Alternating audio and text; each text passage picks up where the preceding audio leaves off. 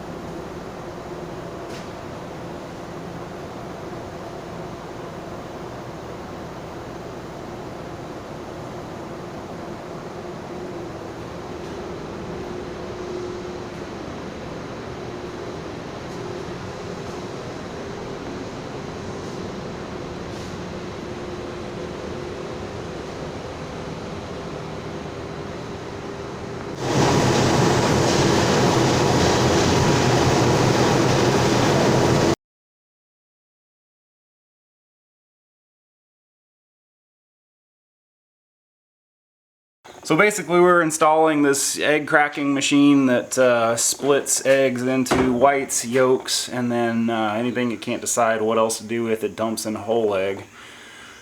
Pretty neat machine there. We were running the conduit, the process piping, setting the pumps, building a giant wall, that stainless wall around there, just all kinds of stuff. Basically anything they needed we did. It turned out pretty good. I still have probably one more trip to go back and finish welding out that wall. We figured out there were about 2,300 feet of weld, basically where the seams come together there. It's all has to be done in a sanitary way where there's no filler, where you're just fusing the base metal together. And it is very tedious. We welded about half of it out last time, and I think we figured it's going to be about 150 hours total, just sitting there burning, you know, tigging in the various panels there, which leads me to, I figured I'd show you kind of what I'm taking along for that and kind of what I've picked up over the last couple of months for this job here. So normally for pipe and stuff, I would not mess with a water cooler because this sanitary tubing here, this is a you know, tricone fitting there. Just some cutoffs I brought home just to practice on, but basically, so you fit this up, it has to be fit up absolutely perfectly where there is zero gap. And then you stick it together, tack it a couple times around there, and just fuse it. I don't know if you're going to be able to see that on the camera or not, but you have to get a perfect fuse there to where there's no gaps, no stupidity on the inside, otherwise it will not pass for food. Anyway, so yeah, that's what I think that was one of my earlier ones there. I am got good by the end, but that was kind of one of my early ones there that's not super pretty. But basically for this job I picked up a little Maxstar 161. Love this thing. This is the STL version. where it does stick and lift arc TIG. Great little machine, 13 pounds, perfect for sanitary tubing like that. I have been taking 2 torches with this, a 17 and a number 9, and yeah, it is great for that. For, you know, anything bigger, you can just use the 17, and for pipe, I like running the number 9 there because you're only running about 47 amps. You can vary depending, but you know, smaller diameter pipe, I kind of like to go down to about 46 amps, 45 amps, something like that, and just go slower. 4-inch or so, 3-inch, 4-inch, I like to run at about 50 amps, and you just kind of work your way around it. It's not very difficult. You just have to be super careful on the purge. Love that little MaxStar. It's actually a pretty good stick welder. When I actually get some time back after this next trip, I'll do a real review of it. Great little machine. And then I was planning on picking up the high frequency start version of the little guy here, the 161 STH, which does high frequency start and lift arc. But I was cruising and found this guy here, which is the MaxStar 210 DX, like the one that does everything there, for less than I would have paid for an STH. The little lift arc guy here is about $1,200 bucks. STH is $1,800. I got this guy for, I think it was like $1,500 bucks, and it had 7 minutes of arc time on it when I got it, so it was basically brand new. I shudder to think how many. It's probably got like 30-40 hours arc time on it now, but if you watch, you can get a really good deal on these, because not everybody wants a MaxStar. Everybody really wants a Dynasty, which I think if anybody's interested, I may get rid of my Dynasty here, because I think now that I have these other ones, I may pick up a little bit bigger Dynasty, like a 280 or like a 300 or 400. So anyway, if you're interested, let me know. It's on the Facebook Marketplace. I haven't had time to throw it on Craigslist, but yeah. So this trip here, I am trying to go very light. The last trips out there, I've been driving my truck and taking 2 job boxes. I don't know if you're going to be able to see that or not. I got a 6-foot rigid, and then I got a 6-foot knack box and a 4-foot rigid box there that's just been stuffed to the gills.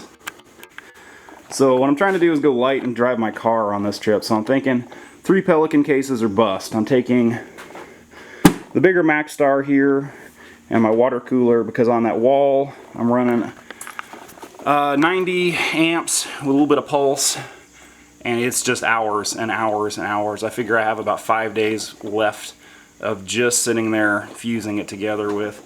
The water cooler makes it nice. The guy I'm out there working with, he just had a number 9 torch on one of the little MaxStars there, and like his torch would be smoking after, you know, like 20 minutes, to the point where I thought it was going to catch on fire. Like, I mean, it was just rolling the smoke off of it. Didn't seem like the best thing, but you know, use what you got. Anyway, so I brought my water cooler along, and it, you know, never warmed up. It was much more pleasant to do. Kind of a pain to drag this guy in there, but worked out very well. And then at 100 amps, this guy, the fan would only kick on, you know, once every 10 minutes or something like that and turn back off, whereas like the little MaxStar there, you know, the fan was just running full blast the whole time. So kind of nice, a little bit easier on it. And I rigged this guy up with a twist lock to where I can plug it into 110. I've got a, you know, 220 cord, and then I've got like a 3-phase cord where I can just plug it into really just about anything, because this thing runs off 110 all the way up to 480. So it's great. You can plug it in anywhere. It's pretty versatile, and it's not super heavy. I can plug it in, or I can fit it in my little, I think this is a 1510 Pelican case here. This guy I don't have a case that fits in, but I probably won't be using it on the road after this job is over, and I just have a CK number 20, I believe, water cooled torch on there, and it's super small, light. It works great for this. I'm taking dual regulator, because if you're purging tubing like that, it doesn't always purge very well if you have a single output regulator just wide. And then I've got air fittings on everything. If you do a lot of work like this, these are great. I can just take these hoses along, string them out as far as I need to go, or borrow air hoses and get even further. Taking my ground for this guy, or for the MaxStar there. I need to make up a lighter gauge one, because this is kind of heavy, just to save a little bit of weight. I rigged up a push button on this torch, because I kind of got tired of tacking pipe with lift arc, where I just have high frequency start, hit the button, you know, pulses, boom, I can tack my pipe. Works out really nice. If you, once you kind of do this, it's really hard to go back to doing lift arc for tacking pipe. I carry also a just miscellaneous cups and stuff, because if you're doing an install like that, these really long ones came in very handy for conduit to try and get down in channels and things like that to actually weld them out, and then just, you know, miscellaneous crap like that comes in really handy to have. Make yourself up one of these guys to hold extra tungstens. This is just some crap that was laying around that I threw together to hold tungstens. And then I'm taking very minimal tools this go round. I ended up buying some specialized stuff for popping holes in stainless conduit boxes and some other things, and those are in my job box. I'll show you those at some point. And then I need to make some flaring tools, which I can just turn on the lathe really easy instead of having to buy. But we'll go through those later. Anyway, so this is the other stuff I'm taking. 2 extension cords, a couple pairs of gloves, these Scotch-Brite wheels for polishing the stainless, and if you do any stainless, these Makita zip discs are awesome. I had been using the mild steel ones, but this last time I ordered some, I got these stainless ones, and they last a very long time in stainless, which is nice. And then these guys, and I run those on my Makita variable speed here. This thing is a great little grinder. You can run these guys because they run, you know, super slow because they're big, and then, you know, you can vary your speed there, and then you can even run regular flap wheels on them. And then I'm taking one grinder, Sawzall, which you'd be shocked at how much on stainless you use, my drill, and then I just have some blades, some tungstens, a calculator, tape measure, and other little stuff up in here. And I'm leaving behind my portaband, my die grinder. I'm only not taking this welder with me, and I'm just trying to go light, like I said on this trip. On the previous ones I've been hauling everything in the kitchen sink, and I just don't need it for this trip, I don't think. I think I'm just going to be welding out that wall and maybe redoing a valve bank. And sketch pad here, if you do pipe, I mean, everybody has their own little techniques, but I have to draw it out and kind of get my measurements and everything. So yeah, I take that guy along, and yeah, that's pretty much it. Oh, I will say I need to do a review on my Miller hood here. I hate this thing. If you're in the market for a hood, seriously, get a speed glass. This Miller, the optically is amazing, but it is very, very heavy, and the headgear is not very comfortable for my fat head.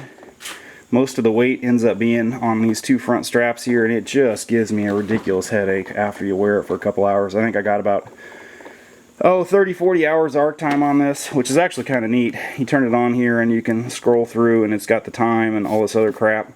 Not stuff you really need, and if it meant that it was lighter, I'd happily get rid of that stuff. But it's kind of nice to have a clock there. You can see if you're kind of under the gun on something, you see what time it is and how you're going along. I ended up just switching back to using my old Jackson here. I had a auto darkening lens in there, but it died, and so I've switched back to just manual, this old-timey, you know, fixed shade lens, and just been running this guy because it's a lot lighter than this, and it doesn't give me a headache. And then I've also been just taping, using some duct tape, putting this guy down there so I don't burn my neck. And then you know, just gloves. I really like these gloves, what is it, Iron Life TIG gloves I got off Amazon. They're pretty kick-ass if all you're doing is TIGging. They're really light and you can feel what you're doing. Anyway, yeah, that's what I'm going to try and take on this guy. I take a couple beanies here. I'm working in a clean room where everything, you know, it has to be squeaky clean so you don't really get dirty. And you even have to wear a lab coat. So some granola bars, respirator. That guy's really nice because it'll fit underneath your welding hood. So, oh, and also if you do a lot of pipe, stainless pipe, you need one of these guys. It's just an old ground. I cut up, you loop over it, and just so you don't get arc burns or anything stupid on there. And then I saved some of the caps off these guys and the drops here. And these make really handy pencil cases for your job box, or, you know, you can just throw stuff in there that's small that you don't want to get lost. Anyway, yeah, that's pretty much what I'm taking on this guy. And I'm not taking my truck. I am just taking my little Civic, which is nice because it gets like 40 miles to the gallon. So it's 600 miles or so to the job. So save some money there. Anyway, I'm Darlington Farm. I should start having some more videos here. I've just been gone. not been able to do any. So anyway, I'm Darlington Farm. Please don't drop the channel here. Don't forget to click that subscribe button if you're new, and thank you for watching.